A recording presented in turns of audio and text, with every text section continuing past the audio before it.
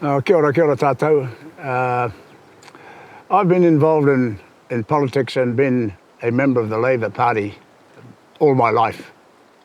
In fact, I'm still a life member of the Labour Party.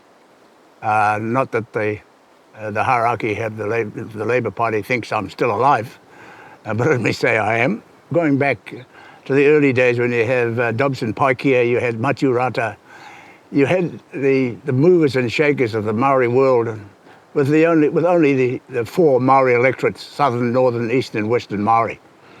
And it was during that time that we used to go on the horseback and raise funds and have hangis and fundraise for the Labour Party, because there are only two. There are only two movements then. That you either belong to the Ratana Church or you belong to the Labour Party, or both. So that was the landscape that I was born into. And what made me go into politics was when I saw our whenua being threatened to be taken away and to be confiscated or alienated to the local authority because of our elders' inability to pay the rates. And they were wondering what this was all about, their tupuna land.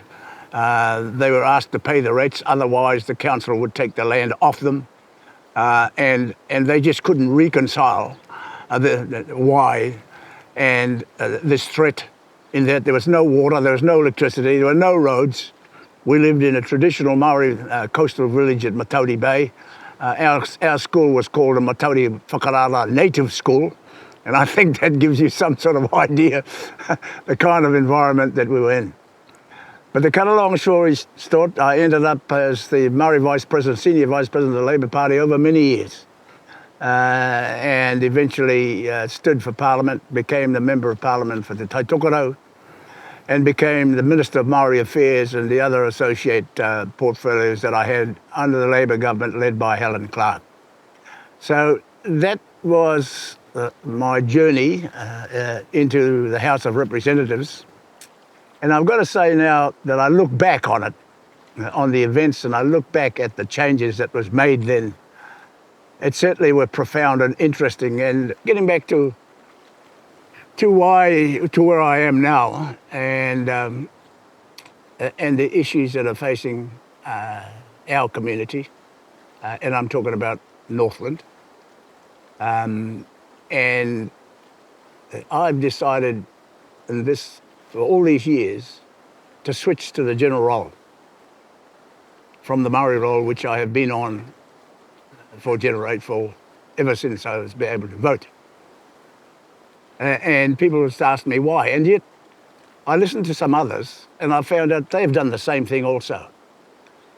Because without having confidence and having some value in who you're voting for and the value of your vote, if you have no confidence in its outcome or its influence on what you believe should be the changes, notwithstanding the issues and the problems that we're having in New Zealand, but specifically in the regions, and then you listen to people talking about splitting up and changing our constitution in the way that the country is governed. And I've asked the question of those architects, can you explain to me what does that actually mean on the ground? What are you talking about? Because we've heard the debate in about co-governance internationally in other countries. And if you have a look at what transpired there, I have grave concerns about really the clarity of what that means, because what I see is constitutional change in our present system. And I'm not convinced that in fact it'll be in the interest of our country, not in the interest of Maori, but in the interest of all our people that live in Aotearoa and generations to come. I don't think that we have the mandate and the authority to lock them into that type of constitutional change without absolute clarity. See, it's just like the talking about like getting rid of the Treaty of Waitangi. What do you replace it with? And all the implications that go with it. what do you actually replace it with? So that is a debate. That is a corridor and a conversation that must be had by all New Zealanders before any decision is made.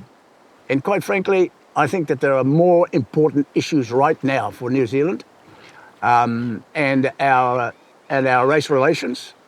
I think that on the ground, I was always interested about the audience of our people being captured by these name changes. Name changes. We have Waka Kotahi. We have Whatuora. We have all these institutions and these places are going to, we're going to change their names. Well, what does it really change? Waka Kotahi means that we're all in the same pothole together. Okay? Right? I mean, Whatuora. We're all sleeping in, there's not a hospital empty bed. We've got big problems there. Changing the bloody name ain't going to make any difference. One squeak, in fact, it might put us backwards. So people occupy their times by this type of humbug conversation that leads us nowhere. And what I've got to say about Jones, right? I've told him to smile sometimes and be photogenic. But he said, listen, there are plenty of members of parliament and candidates that are smiling all the time, in the papers every day, looking beautiful, dressed up. What do they deliver? Therein is the question for the people of Northland. And I remember profoundly when he got nearly booted out, when the opposition got up and questioned him about what he was spending in Northland from the Provincial Growth Fund. Right? And the opposition that questioned him, they were members of Parliament for Northland. They were opposition members of Parliament.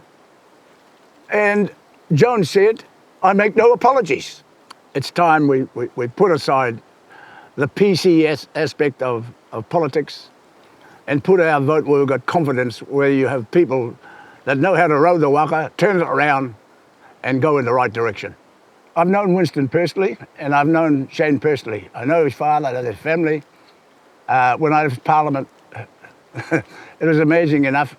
I've had texts from Winston to say, how are you going? And I've met him several times, both him and Jan. And of course, I'm very, very close to Shane's family with his wife and the whole whānau and hapu. Winston's got a track record for really saying it how it is and exposing a lot of, and very high profile, I won't say conspiracy, but influences that really have never been exposed. Have never been exposed. And look, you can't be in the Parliament, and I've got to hand it to him. I mean, for those years, like, you've either got to be a Houdini or you've got to have a tough skin.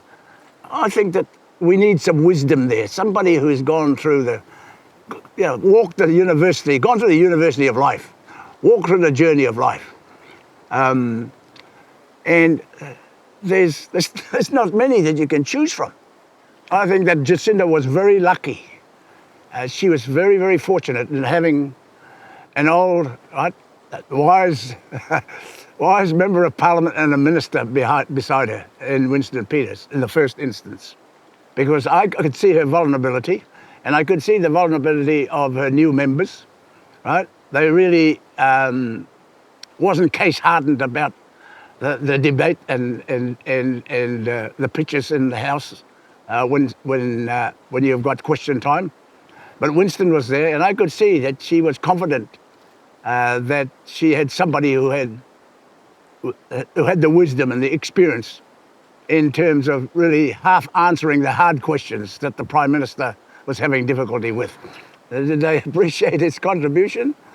Well, I've been hearing some comments after there was a big landslide just for the Labor and the setting up the Labor government, and there was not a mention that of Winston's contribution to the coalition that allowed Shane to actually do the mahi, do the work here in Northland. And I mean, the evidence is here. The evidence is here. There's no doubt about it. So people have got a choice. Same old, same old, same old. Don't blame the guy. Don't blame whoever they put in there, because they're the ones that voted for them. Don't blame them, right?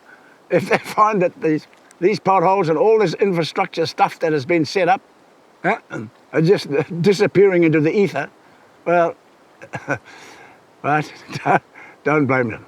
You know, I've always kept my vote very secret.